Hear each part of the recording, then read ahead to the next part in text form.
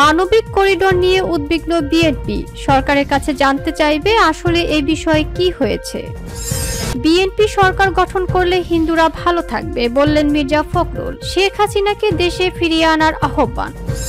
আওয়ামী লীগ একটি মরা লাশ, আমাদের দায়িত্ব এই লাশকে কবর দেওয়া যাতে দুর্গন্ধ না ছড়ায় বললেন ভিপি নূর।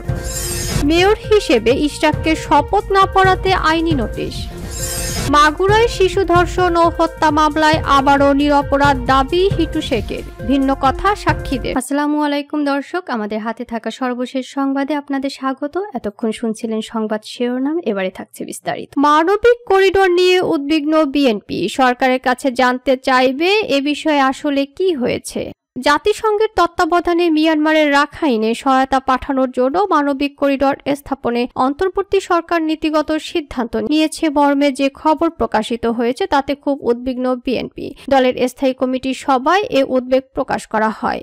এই বিষয়ে আসলে কি হয়েছে তা সরকারের কাছে জানতে চাওয়ার সিদ্ধান্ত হয়েছে গতকাল সোমবার রাতে অনুষ্ঠিত বিএনপির এই সভায়। বিএনপি চেয়ারপারসনের গুলশান কার্যালয়ে অনুষ্ঠিত স্থায়ী কমিটির সভায় নেতাদের কেউ কেউ ভার্চুয়ালি যুক্ত হন বলে জানা গেছে। সভা সংশ্লিষ্ট সূত্র জানায়, স্থায়ী কমিটির এই সভায় কক্সবাজার হয়ে রাখাইন রাজ্যে মানবিক করিডোর স্থাপনে সরকারের নীতিগত সিদ্ধান্তের যে খবর বের হয়েছে সে বিষয়ে দীর্ঘ আলোচনা হয়। এই বিষয়ে শিগগির আনুষ্ঠানিকভাবে দলীয় প্রতিক্রিয়া জানানোর সিদ্ধান্ত হয়। বিএনপি নীতি নির্ধারণী পর্ষদ স্থায়ী কমিটির সদস্যরা মনে করেন, গৃহযুদ্ধে জর্জর মিয়ানমারের রাখাইনে ত্রাণ সহায়তা পৌঁছানোর জন্য মানবিক করিডোর দেওয়ার মতো নীতিগত সিদ্ধান্ত কোনো অনির্বাচিত সরকার নিতে পারে না। এর সঙ্গে দেশের নিরাপত্তা, স্থিতিশীলতা এবং ভৌগোলিক অখণ্ডতার প্রশ্ন জড়িত। তাই এ ধরনের স্পর্শকাতর বিষয়ে সিদ্ধান্ত নেওয়ার আগে দেশের রাজনৈতিক দলগুলো সহ জাতীয় নিরাপত্তার সংশ্লিষ্টদের সঙ্গে সরকারের আলোচনা করা উচিত, সেটা হয়নি।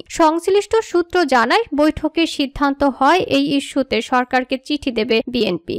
প্রয়োজনে সমমনা রাজনৈতিক দলগুলোর সঙ্গে আলোচনা করবে। সরকারকে এমন পরিকল্পনা থেকে সরিয়ে আনতে প্রয়োজনে রাজনৈতিক চাপ তৈরি করবে। বিএনপি সরকারকে সতর্ক করবে যে এমন পদক্ষেপ বাংলাদেশকে ফিলিস্তিনের মতো যুদ্ধক্ষেত্রে পরিণত করতে পারে। এ বিষয়ে বিএনপির স্থায়ী কমিটির সদস্য সালাউদ্দিন আহমেদ বলেন, জনগণকে অন্ধকারে রেখে এমন সিদ্ধান্ত অনভিপ্রেত। যদি বিষয়টি একান্তই জরুরি হতো তাহলে সবার সঙ্গে আলোচনা করে ঐক্যমত্যের ভিত্তিতে সিদ্ধান্ত নেওয়া যেত। এর আগে রোববার অন্তর্বর্তী সরকারের পররাষ্ট্র বিষয়ক উপদেষ্টা তৌহিদ হোসেন সাংবাদিকদের বলেন, জাতিসংঘের তত্ত্বাবধানের শর্ত সাপেক্ষে মিয়ানমারের বেসামরিক লোকজনের জন্য করিডোর দেওয়ার নীতিগত সিদ্ধান্ত নিয়েছে সরকার। তিনি বলেন, এতটুকু আপনাদের বলতে পারি, নীতিগতভাবে আমরা এতে সম্মত, কারণ এটি একটি হিউম্যানিটেরিয়ান প্যাসেজ। ত্রাণ সহায়তা পৌঁছানোর জন্য মানবিক করিডোর হবে, কিন্তু আমাদের কিছু শর্ত রয়েছে, সেই বিস্তারিততে যাচ্ছি না। সেই শর্তাবলী যদি পালিত হয় আমরা অবশ্যই জাতিসংঘের তত্ত্বাবধানের সহযোগিতা করব।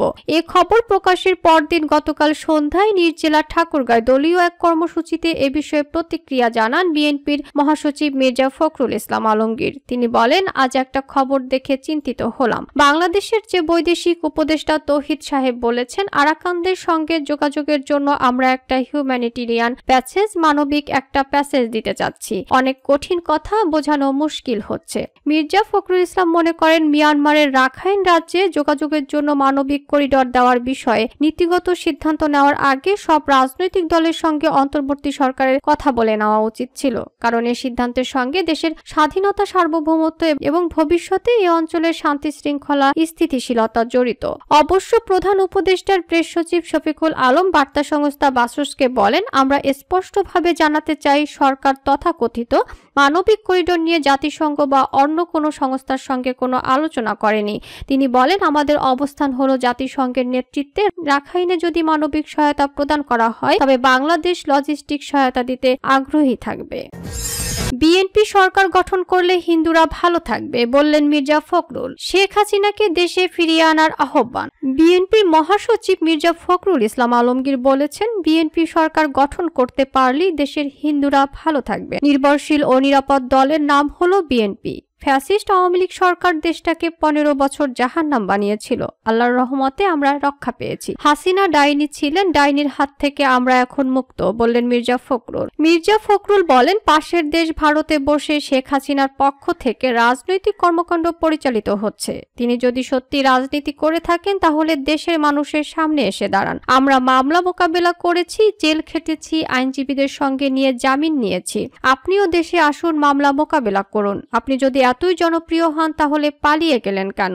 মির্জা ফখরুল কান্নাজড়িত কণ্ঠে বলেন, আওয়ামী লীগ সরকারের আমলে শুধু মামলা আর নির্যাতনের মধ্য দিয়েই আমাদের 15 বছর পার হয়েছে, কিন্তু তাতেও তারা আমাদের দমাতে পারেনি। সারা দেশে মানুষ এসব অন্যায়ের বিরুদ্ধে আজও সোচ্চার। সাবেক সেনা কর্মকর্তা আব্দুল্লাহিল আমান আজমির প্রসঙ্গ টেনে ফখরুল বলেন, তিনি একজন মেধাবী সেনা কর্মকর্তা ছিলেন, যাকে 8 বছর আয়নাঘরে আটকে রাখা হয়েছিল। আজও অনেকের সন্ধান পাওয়া যায়নি। আমাদের নেতা ইলিয়াস আলীকে তুলে নিয়ে যাওয়া হয়েছিল তার বাসার সামনে থেকে, সেই থেকে তার আর কোনো খোঁজ মেলেনি। নিজের ও দলের নেতাকর্মীদের উপর হওয়া মামলার প্রসঙ্গে ফখরুল বলেন, আমার বিরুদ্ধে 111টি মামলা হয়েছে, নানা ধরনের অবাস্তব অভিযোগ আনা হয়েছে। আমি 11 বার জেল খেটেছি, প্রায় 3 বছর কারাবন্দী ছিলাম। বিএনপি চেয়ারপারসন খালেদা জিয়ার বন্দী জীবনের প্রসঙ্গ টেনে মির্জা ফখরুল বলেন, তিনি 6 বছর বন্দী ছিলেন, এর মধ্যে 2 বছর ছিলেন একেবারে অন্ধকার কক্ষে। আমাদের যে কারাগারে রেখেছিল সেখানে ইঁদুর দৌড়দৌড়ি করছিল, এভাবে তাকে শাস্তি দেওয়া হয়। আল্লাহ আজ তাদের শাস্তি দিচ্ছে। ফখরুল আরো বলেন, সাবেক পানি সম্পদ মন্ত্রী রমেশ চন্দ্র সেন খুব খারাপ লোক, তিনি বিভেদ সৃষ্টি করেন। আওয়ামী লীগ একটি মরা লাশ, আমাদের দায়িত্ব এই লাশকে কবর দেওয়া যাতে দুর্গন্ধ না ছড়ায়, বললেন ভিপি নূর। গণ অধিকার পরিষদের সভাপতি ও ডাকসুর সাবেক ভিপি নুরুল হক নূর বলেছেন, আওয়ামী লীগ জুলাইয়ের গণ অভ্যুত্থানের মধ্য দিয়ে একটি পরিত্যক্ত রাজনৈতিক দলে পরিণত হয়েছে। আওয়ামী লীগ একটি মরা লাশ, এই লাশকে নিয়ে টানাটানি করে কোনো লাভ নেই। এখন আমাদের দায়িত্ব হচ্ছে এই লাশকে কবর দেওয়া যাতে এই মরা লাশ দুর্গন্ধ না ছড়ায়। সম্প্রতি এক গণসমাবেশে প্রধান অতিথির বক্তব্যে তিনি এসব কথা বলেন। ভিপি নূর বলেন, অপর রাজনৈতিক দলগুলোর কাছে একটি বার্তা দিতে চাই, আজ আওয়ামী লীগের চাঁদাবাজি, রাহাজানি, নির্যাতন, নিপীড়ন, হাটবাজার, ইজিরা দিয়ে চাঁদাবাজি, মানুষকে জিম্মি করার মতো দুর্বৃত্তপনায় তাদের নির্মম পতন ঘটেছে। আমরা চাই না মানুষ যেন সেই একই আচরণ আমাদের মধ্যে খুঁজে পাক। ভিপি নূর বলেন, আজ আওয়ামী লীগের পতন ঘটেছে। এই এলাকার আওয়ামী লীগের অনেক বড় নেতা দেশ ছেড়ে লন্ডনে, দিল্লিতে পালিয়েছে। তাদের ছেলে মেয়েরা বিদেশে মজ মাস্তি করছে, আর যারা এখানে ছিল তারা এখন চরে তরে পাড়ায় পাড়ায় ঘুরে বেড়াচ্ছে। তিনি আরো বলেন, আপনারা দেখছেন এই 5 অগাস্টে আওয়ামী লীগের পতনের পর তাদের অনেক নেতা ভারতে পালিয়েছে।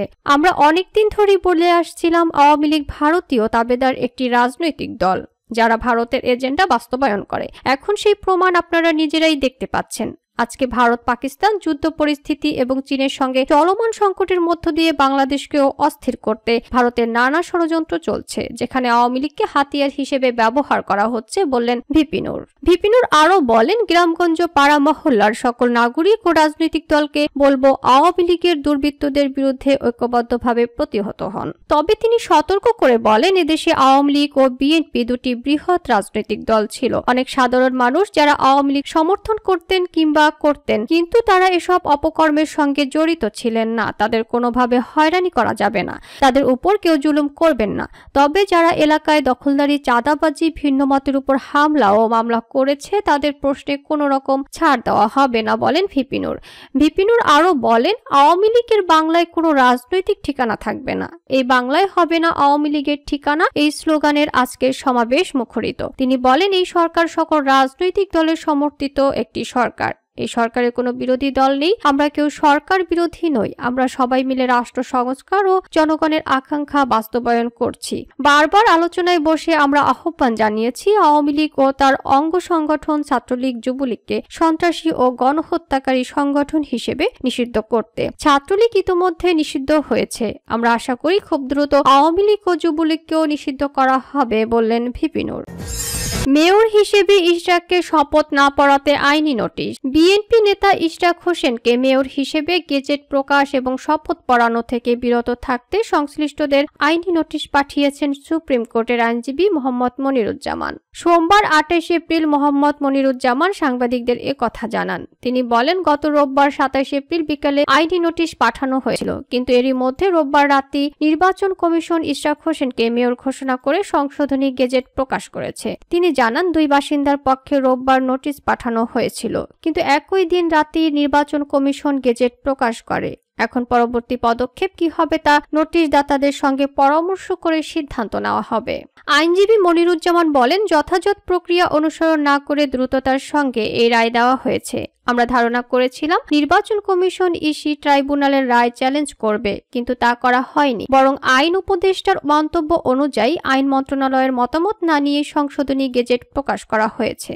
তিনি আরো বলেন, ট্রাইব্যুনাল এমন কোনো আদেশ দিতে পারে না যার কার্যকারিতা নেই। এখানে মেয়রের মেয়াদ শেষ হয়ে গেছে এবং অধ্যাদেশের মাধ্যমে মেয়র পদ শূন্য ঘোষণা করা হয়েছিল। ঢাকার কাকরাইলের বাসিন্দা মোহাম্মদ রফিকুল ইসলাম ও মোহাম্মদ মামুনুর রশিদের পক্ষে স্থানীয় সরকার বিভাগের সচিব, আইন সচিব, প্রধান নির্বাচন কমিশনার, নির্বাচন কমিশন সচিব, যুগ্ম জেলা জজ মোহাম্মদ নুরুল ইসলাম ও মোহাম্মদ ইশরাক হোসেনের কাছে আইনি নোটিশটি পাঠানো হয়েছিল। উল্লেখ্য, গত 27 মার্চ ঢাকার প্রথম যুগ্ম জেলা জজ ও নির্বাচনী ট্রাইব্যুনালের বিচারক মোহাম্মদ নুরুল ইসলাম 2020 সালে ঢাকার দক্ষিণ সিটি কর্পোরেশন নির্বাচনের ফলাফলে ফজলে নূর তাপসকে বিজয়ী ঘোষণা করার সিদ্ধান্ত বাতিল করেন এবং বিএনপি নেতা মোহাম্মদ ইশরাক হোসেনকে মেয়র ঘোষণা করেন। রোববার 27 এপ্রিল রাতে ইশরাক হোসেনকে ঢাকা দক্ষিণ সিটি কর্পোরেশনের মেয়র ঘোষণা করে গেজেট প্রকাশ করেছে নির্বাচন কমিশন। মাগুরায় শিশু ধর্ষণ ও হত্যা মামলায় আবারও নিরপরাধ দাবি হিটু শেখের। ভিন্ন কথা সাক্ষীদের। আলোচিত শিশু আছিয়া ধর্ষণ ও হত্যা মামলায় তৃতীয় দিনের মতো গতকাল মঙ্গলবার সাক্ষ্য গ্রহণ সম্পন্ন হয়েছে মাগুরায়। এদিন সকাল 10:30 থেকে দুপুর 1টা পর্যন্ত জেলার নারী ও শিশু নির্যাতন দমন ট্রাইব্যুনালের বিচারক এম জাহিদ হাসানের আদালতে 10 সাক্ষীর সাক্ষ্য গ্রহণ করা হয়। এদিনও মামলার প্রধান আসামির আসিয়ার বোনের শ্বশুর হিটু শেখ আদালত কক্ষে ঢোকার আগে সাংবাদিকদের কাছে নিজেকে নিরপরাধ দাবি করেন, কিন্তু আদালত সূত্র জানায় সাক্ষীরা প্রত্যেকে হিটু শেখের বিরুদ্ধে সাক্ষ্য দিয়েছেন। এর আগে সোমবার ছিল এই মামলার দ্বিতীয় দিনের সাক্ষ্য গ্রহণ। সেদিনও শুনানি শেষে আদালত থেকে বের হওয়ার সময় হিটু শেখ নিজেকে নিরপরাধ দাবি করেন। গতকাল কড়া নিরাপত্তার মধ্যে হিটু শেখ সহ 4 আসামিকে আদালতে হাজির করা হয়। বাদীপক্ষের আইনজীবী ও নারী শিশু নির্যাতন দমন ট্রাইব্যুনালের পিপি মনিরুল ইসলাম মুকুল জানান, গত 3 কার্যদিবস টানা সাক্ষ্য গ্রহণ চলছে। গতকাল 10 জনের সাক্ষ্য গ্রহণ করা হয়। সাক্ষীদের মধ্যে ঢাকা দক্ষিণ বিএনপি সদস্য সচিব রবিউল ইসলাম নয়ন, আসিয়ার বোন হামিদা ছিলেন। এ নিয়ে মোট 16 জনের সাক্ষ্য গ্রহণ করা হয়। এ মামলায় মোট 37 জনের সাক্ষ্য গ্রহণ করা হবে। আজ বুধবার মাগুরা ও ফরিদপুর মেডিকেল কলেজ হাসপাতালের চিকিৎসকরা সাক্ষ্য দেবেন। গতকাল আসামি পক্ষের আইনজীবী স্বাধীনভাবে সাক্ষীদের সাক্ষ্য গ্রহণ করেছিলেন। তিনি আদালতে আসামিরা নির্দোষ বলে যুক্তি উপস্থাপন করেন। গতকালও আদালত কক্ষে ঢোকার আগে হিটু শেখ ঘটনার জন্য তার পুত্রবধূ আছিয়ার বোনকে দায়ী করে গ্রেপ্তারের দাবি জানান। হিটু শেখ বলেন, ঘটনার সময় আমি সহ আমার 2 ছেলে বাড়িতে ছিলাম না। সকালে বাইরে যাওয়ার সময়ও আছিয়াকে সুস্থ দেখে গেছি। আছিয়ার বোন এ সময় একাই বাড়িতে ছিল। সাংবাদিকরা বিষয়টি তদন্ত করে দেখেন। দোষী হলে যে শাস্তি হয় মাথা পেতে নেব।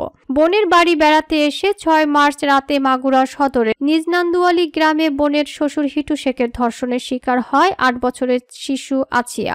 ঢাকা সিএমএইচে 13 মার্চ তার মৃত্যু হয়।